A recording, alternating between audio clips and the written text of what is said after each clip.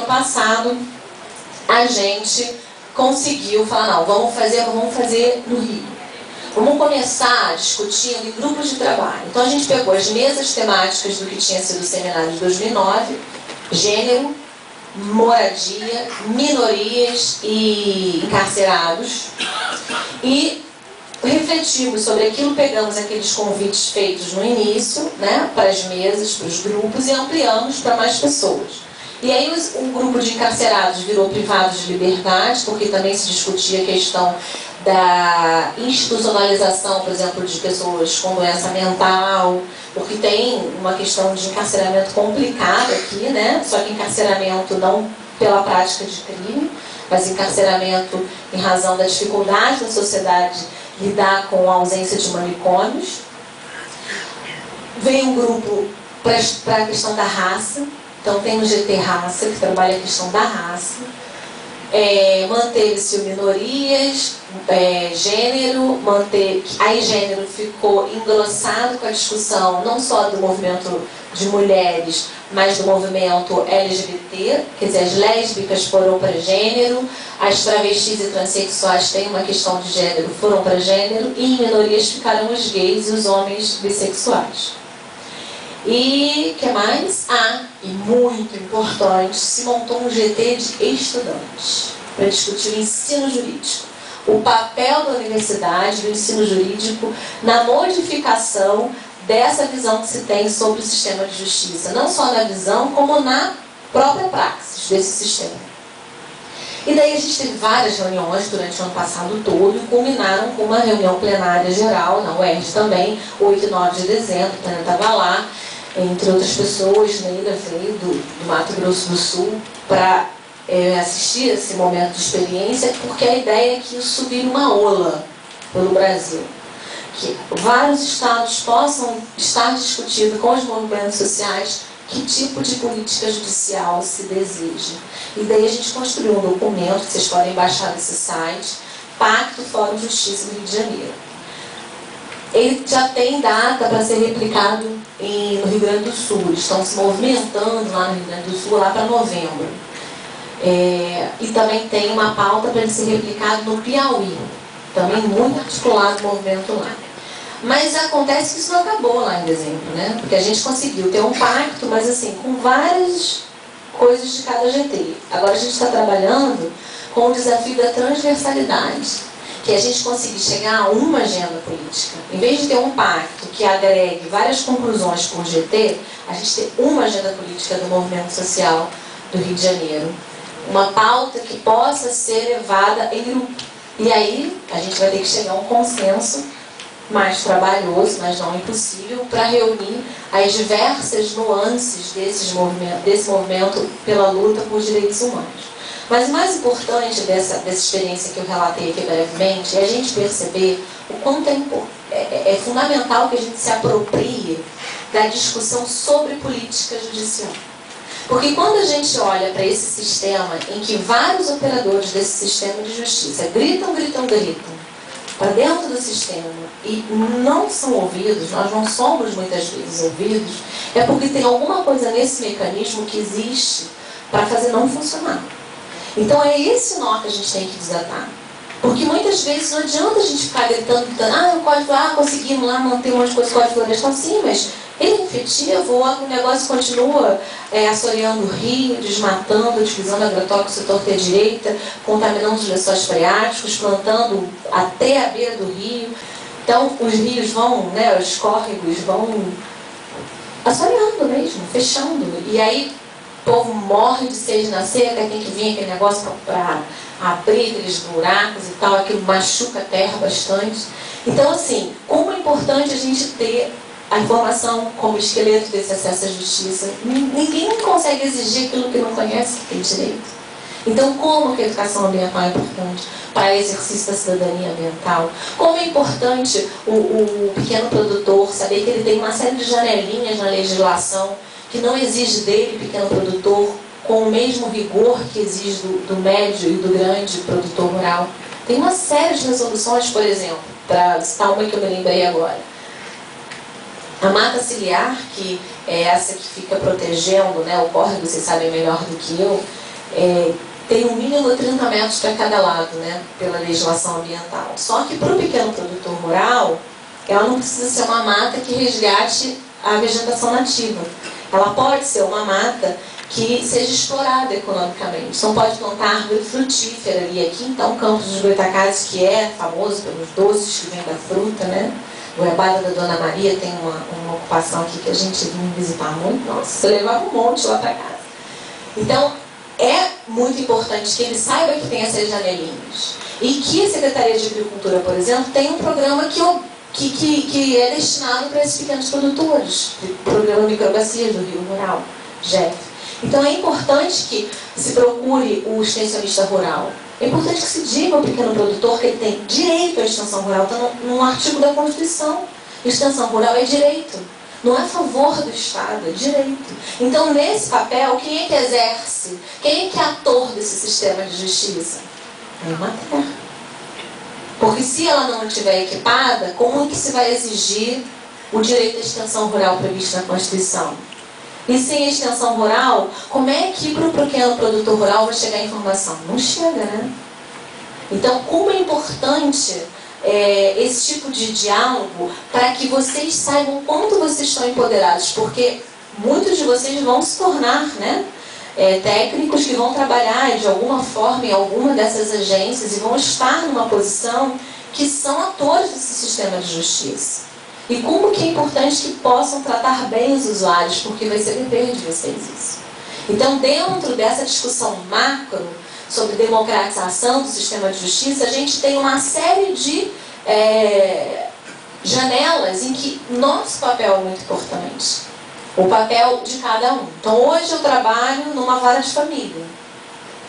Qual que é o meu papel mais importante? Esclarecer o direito das pessoas. Porque em família existe uma certa pressão para que tudo acabe em acordo, mas muitas vezes esses acordos não são efetivamente acordados, é uma coisa meio imposta. Então, como é importante a pessoa se sentir defendida, a pessoa se sentir orientada, mas hoje não posso fazer. Já trabalhei muito com minorias e com quilombolas e catadores e movimento indígena, mas hoje não é esse o papel que eu exerço dentro da instituição. Mas se existir a consciência de que cada um, dentro do lugar onde foi, né, para que cada um possa florescer onde foi plantado. Então, o lugar que a gente ocupa, qual é a incidência que a gente pode fazer?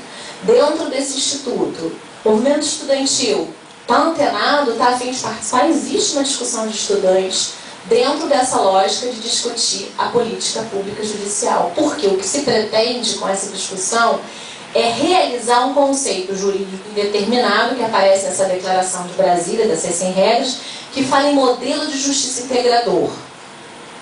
Como a gente vai construir um modelo de justiça que integre todas as partes desse mosaico se não existe diálogo? Como construir canais de diálogo para que essa voz chegue aos ouvidos de quem tem que chegar e para que a gente escute a resposta e seja capaz de questionar essa resposta? Porque a gente não precisa escutar a resposta e essa resposta ficar como verdade absoluta. É possível construir uma outra, né? Um outro caminho, chegar a um consenso. Então, essa fala, né, dentro desse seminário de mosaico ambiental, ela tem um lugar a partir do paradigma da importância de construir uma cidadania ambiental. E não é possível construir uma cidadania ambiental, não é possível falar de direitos sem falar de um sistema de justiça que efetive esses direitos, que dê concretude a esses direitos e não que negue esses direitos, que sirva para legitimar o não direito, a não cidadania. Só que isso só vai acontecer a partir do momento que cada um de nós ocupar o seu papel dentro desse mosaico. Puder colocar, né, costurar, assim, como numa colcha de retalhos, o seu quadradinho aí do patchwork. Então é importante que a gente tenha isso em mente, que a gente possa fazer incidência dentro do nosso conhecimento, dentro do nosso saber e contribuir para a construção desse movimento ampliado a nível nacional. E o papel, e aí eu colocando instituição da Defensoria Pública nessa questão tripartite, né, que universidade, movimento social, instituições do sistema de justiça, né, desse modelo de justiça integrador que precisa estar construído em cima desse tripé, o papel da Defensoria é de uma instituição do sistema, mas que tem como missão inexorável, inafastável, a defesa dos hipossuficientes. E hipossuficiente aqui não quer dizer a pessoa que não tem dinheiro só. É o que está numa situação de vulnerabilidade. Ele não é o vulnerável, mas ele está numa situação em que ele precisa desse approach. Por exemplo, eu trabalhei num órgão em que muitas mulheres grávidas de fetos anencéfalos procuravam para pedir um alvará para o aborto para a interrupção da gestação daquele feto. Eu tinha um colega que dizia: minha religião não permite, eu não assino esse pedido. Imagina, minha religião também não concorda com isso, mas se eu não assinar, aquela pessoa vai ter acesso à justiça? Não, né? Ela quer, ela deseja aquilo. A legislação permite, porque aquele feto não tem viabilidade extrauterina. Ela está grávida no feto anencefalo. Muitas dessas mulheres tinham condição financeira. Eram encaminhadas por médicos, por exemplo, do lugar onde nasceu a Sasha, filha da Xuxa, lá do perinatal de Laranjeiras.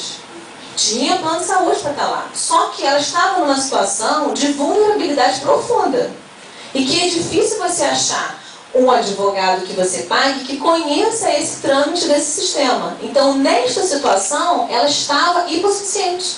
Não do ponto de vista econômico, mas do ponto de vista técnico, social, psicológico, e a gente pode falar um monte de coisa aqui. Então, a Defensoria não é a instituição do pobre. A Defensoria é a instituição que, por lei, tem o dever de viabilizar, concretizar, realizar o acesso à justiça das pessoas em situação de vulnerabilidade. Que uma das causas de vulnerabilidade é a pobreza, está até escrito lá nas regras, mas não é a única. E aí a gente sim tem essa missão e tem uma aproximação grande, porque como a gente atende o público, a gente tem essa possibilidade de perceber, quase como um termômetro, né?